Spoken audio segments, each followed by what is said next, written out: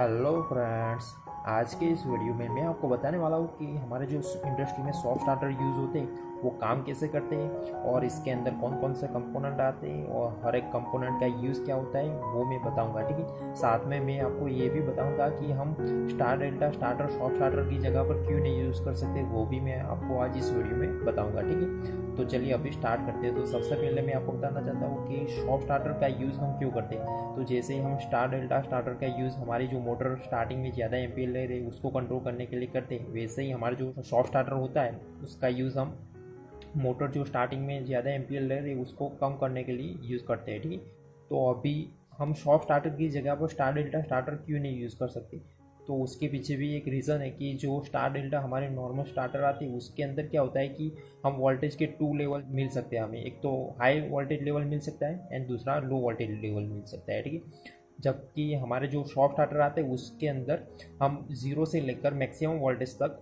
हमारी जो वोल्टेज है उसको ग्रेजुअली इंक्रीज़ कर सकते हैं। उससे क्या कि हमारी मोटर जो है स्टार्टिंग में स्मूथली स्टार्ट हो सकती है। ठीक है, जबकि हमारा जो स्टार डेल्टा स्टार्टर आता है उसके अंदर क्या होता है कि जब भी हमारी मोटर जो स्टार में से डेल्टा में चलती है तो उस पर झर्क लगता है और जो बड़ी मोटर आती है उस पर झर्क के कारण काफ़ी मैकेनिकल डैमेज हो सकता है और मेंटेनेंस भी उसमें बढ़ जाता है। तो हमारी जो बड़ी 100 HP 150 HP या उससे भी बड़ी जो मोटर आती है उसमें जो मेंटेनेंस कॉस्ट को घटाने के लिए हम वहाँ पर सॉफ्ट स्टार्टर यूज़ करते हैं ज़्यादातर। ठीक है, तो चलिए अभी मैं आपको बताता हूँ कि सॉफ्ट स्टार्टर के अंदर कौन कौन से कंपोनेंट आते हैं और हर एक कंपोनेंट का यूज़ क्या होता है। ठीक है, तो यहाँ पर सबसे पहला उसका मेन कंपोनेंट है SCR। मैं आपको वो प्रैक्टिकली बताता हूँ। ठीक है, तो सबसे पहले इसके अंदर जैसे ही सप्लाई जाएगा तो वो हमारे SCR के थ्रू वो कंट्रोल होगा। मतलब कि यहाँ पर आपको दिख रहा है ये दो एंटी पैरेलल में SCR लगे हुए हैं। ठीक है, और इसके गेट थ्रू हमारा जो स्टार्टिंग का वोल्टेज है वो कंट्रोल होगा। मतलब कि जो स्टार्टिंग की पल्स इसको मिलेगी उसके अकॉर्डिंग वो हमारे जो स्टार्टिंग के वोल्टेज को कंट्रोल करके हमारी जो मोटर है उसको देगा। ठीक है, तो वो प्रैक्टिकली देखते कैसे वो मैं आपको बताता हूँ। ये मैंने स्टार्टर यहाँ पर खुला हुआ है, आप देख सकते हैं। यहाँ पर जो आपको ये 3 ब्लॉक दिख रहे हैं छोटे छोटे, ये जो ब्लॉक है हमारा ये हमारा SCR है। ठीक है, उसके ऊपर ये ऐसी 4 गेट की पिनें भी लगी होती है। तो ये हो गया हमारा SCR। अभी दूसरा क्या है कि CT का मीनिंग क्या है कि करंट सेंसर।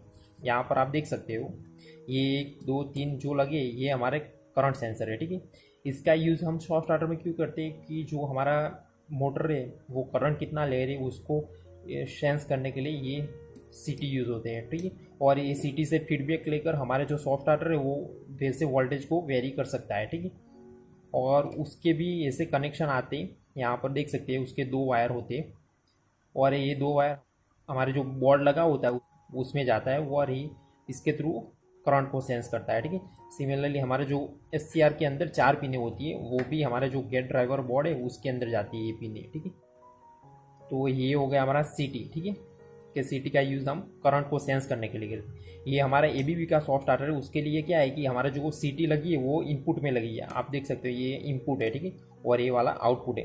तो यहाँ पर CT इनपुट में लगी है। कई सॉफ्ट स्टार्टर में जो CT होती है वो आउटपुट में लगी होती है। ठीक है, तो उससे कोई फ़र्क नहीं पड़ता, वो सिर्फ करंट ही सेंस करता है। ठीक है, इनपुट में लगी हो या आउटपुट में लगी हो। ठीक है, तो यहाँ पर क्या है कि ये हमारी CT इनपुट में लगी है और ये जो दूसरा टर्मिनल आपको दिख रहा होगा यहाँ पर। ठीक है, तो इसका यूज़ हम क्यों करती है, तो यहाँ पर मैंने इसका ड्राइंग बनाया हुआ है, आप देख सकते हो। जो B1 हमारा जो दूसरा वाला है B1, इसमें दूसरा वाला B2 एंड इसमें B3। ठीक है, तो यहाँ पर B1 B2 B3 का यूज़ हम यहाँ पर क्यों दिया होता है, तो उसका यूज़ हम बाईपास कॉन्टेक्टर लगाना है तो उसके लिए हम इसका यूज़ करते हैं। ठीक है, मतलब कि जब भी हमारा सॉफ्ट स्टार्टर हमारी मोटर को फुल वोल्टेज तक स्टार्ट कर देगा। ठीक है, बाद में जो हमारा SCR है वो कंटिन्यूसली स्विचिंग के कारण इसमें पावर लॉस ना हो उसके लिए हमें क्या करना है कि हमें यहाँ पर बाईपास कॉन्टेक्टर यहाँ ऐसे लगा कर उससे क्या करना है कि हमारा जो लाइन है वो ये CT के थ्रू होकर बाईपास कॉन्टेक्टर के थ्रू होकर हमारी मोटर को रन करेगा। ठीक है, मतलब कि रनिंग में ये बाईपास कॉन्टेक्टर ऑन रहेगा और ये हमारे SCR है वो ऑफ रहेगा। उससे क्या कि हमारा SCR में जो पावर लॉस होता है वो कम हो जाता है और हमारी जो सॉफ्ट स्टार्टर का जो लाइफ साइकिल है वो बढ़ जाता है। ठीक है, तो उसके लिए हम यहाँ पर बाईपास कॉन्टेक्टर का यूज़ करते हैं।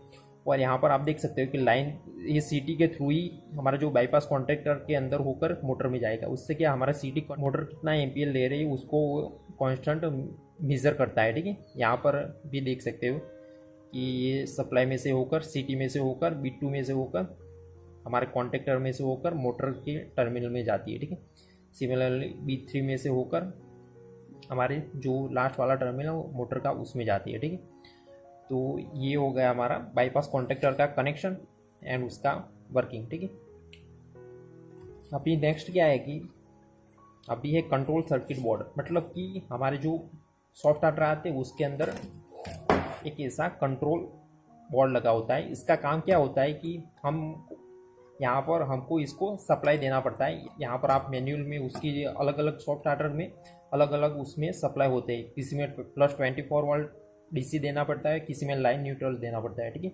ये ABB का सॉफ्ट स्टार्टर है, उसमें लाइन न्यूट्रल हमें यहाँ पर देना पड़ता है। वो आप मैनुअल में चेक कर सकते हो कि कौन से टर्मिनल में आपको लाइन न्यूट्रल या +24 वोल्ट देना है। ठीक है, तो जब भी हम हमारे जो कंट्रोल सर्किट को सप्लाई देंगे तो क्या होगा कि AC होगा तो वो रेक्टिफायर ब्रिज के थ्रू रेक्टिफाई होकर हमें प्योर DC देगा, और बाद में हमारे SMPS के थ्रू वो जो पावर है ये SMPS के थ्रू हमारे और अलग अलग सेक्शन में वो डिवाइड होगा। ठीक है, तो यहाँ पर एक कंट्रोलर सेक्शन है, ये हमारा कंट्रोलर सेक्शन है। ठीक है, ये हमारा जो भी करंट है, वोल्टेज है या स्टार्टिंग के जो गेट बोर्ड को वो सिग्नल देने का सब काम ये कंट्रोलर हमारा करता है। ठीक है, और ये ओपन वगैरह सब कुछ लगे होते हैं, कंपेरेटर वगैरह, उसके थ्रू वो हमारे जो करंट को मेज़र करता है एंड हमें जो एरर कंपेयर करके हमें एरर भी इंडिकेट कर सकता है। ठीक है, तो ये हो गया हमारा कंट्रोलर सेक्शन। अभी क्या है गेट ड्राइव बोर्ड, इसके जैसा ही एक नीचे गेट ड्राइव बोर्ड लगा होता है। उसका काम क्या होता है कि वो जो हमारे SCR है उसको ट्रिगरिंग पल्स देने का। ठीक है, तो उसका काम सिर्फ यही होता है। ठीक है, साथ में यहाँ पर आप देख सकते हो इसके अलावा हमें यहाँ पर एक टेम्परेचर सेंसर की अभी एक कनेक्शन दिया हुआ है। ये क्या करता है कि हमारा हीट सिंक का जो टेम्परेचर है उसको मेज़र करता है। ठीक है, कंटिन्यूस। और इसके अलावा इसमें फ़ैन के भी 2 कनेक्शन होते हैं। ये जो कनेक्शन है वो हमारे फ़ैन के हैं। ठीक है, यहाँ पर आप देख सकते हो ये फ़ैन कूलिंग के लिए लगाए हुए हैं। ठीक है, तो ये हो गया हमारा सॉफ्ट स्टार्टर का पूरा वर्किंग एंड उसका हर एक कंपोनेंट का यूज़ क्या होता है। ठीक है, और अभी मैं आपको एक बात बताना चाहता हूँ कि हमारे जो सॉफ्ट स्टार्टर आते हैं उसके अंदर काफ़ी लोगों को एक कंफ्यूजन होता है कि उसके अंदर जो ramp up time and ramp down time होता है उसको काफ़ी लोग ये मान लेते हैं कि जो हमारा रैंप अप टाइम है वो हमारा एक्सेलरेशन टाइम के जैसा ही टाइम है, और रैंप डाउन टाइम हमारा डिक्लेरेशन टाइम जो VFD में आता है उसके जैसा है। मगर ये इसमें ऐसा नहीं होता है। रैंप अप टाइम क्या डिसाइड करता है कि हमारा जो सॉफ्ट स्टार्टर का आउटपुट वोल्टेज है, मोटर में वोल्टेज कितना जा रहा है, वो 0 से लेकर मैक्सिमम वोल्टेज कितनी देर में जाना चाहिए वो रैंप अप टाइम डिसाइड करता है। ठीक है, जबकि हमारी जो VFD आती है उसके अंदर क्या है कि हमारी जो फ्रीक्वेंसी 0 से लेकर मैक्सिमम फ्रीक्वेंसी तक कितनी देर में जाती है वो डिसाइड करता है। ठीक है, मतलब कि यहाँ पर आप ramp up time 10 second set किया होगा। ठीक है, तो आपका वोल्टेज है वो 0 से लेकर मैक्सिमम 440 या उससे भी कम होगा, 220 होगा, तो उतने तक कितनी देर में जाता है वो ये टाइम डिसाइड करता है। ठीक है, मतलब कि अगर 10 सेकंड सेट किया होगा आपने और आपका जो लोड होगा वो लाइट लोड होगा तो आपका जो मोटर है वो 10 सेकंड से कम सेकंड में भी स्टार्ट हो सकता है, वो लाइक 5 सेकंड में भी स्टार्ट हो सकता है, क्योंकि आपका लोड कम है। उसकी वजह से क्या कम वोल्टेज होते हुए भी आपकी मोटर फुल स्पीड पर घूम सकती है। ठीक है, और अगर आपका लोड हैवी होगा तो आपका जो रैंप अप टाइम है वो अराउंड 8 to 9 सेकंड के काफ़ी नज़दीक होगा, तभी आपकी मोटर है वो फुल स्पीड पर स्टार्ट होगी। ठीक है, तो ये हो गया हमारा रैंप अप टाइम। सिमिलरली हमारा रैंप डाउन टाइम क्या है कि हमारा जो वोल्टेज है वो मैक्सिमम वोल्टेज से 0 वोल्टेज तक कितनी देर में आता है, तो वो रैंप डाउन टाइम डिसाइड करता है। ठीक है, तो आपको ये कंफ्यूजन माइंड में नहीं रखना है। ठीक है, तो ये हो गया हमारा सॉफ्ट स्टार्टर का वर्किंग एंड उसका कनेक्शन वगैरह मैंने आपको इस वीडियो में बताया। ठीक है, और अभी भी आपको इसमें कोई भी डाउट है तो आप मुझे नीचे कमेंट में लिख सकते हो, मैं उसका आंसर ज़रूर दूंगा। और अगर आपको ये वीडियो थोड़ा भी हेल्पफुल लगा हो तो इस वीडियो को लाइक, और अगर आप मेरे चैनल पर नए हैं तो मेरे चैनल को सब्सक्राइब करके बेल आइकन को प्रेस करना मत भूलिएगा। So thank you friends for watching this video and have a nice day.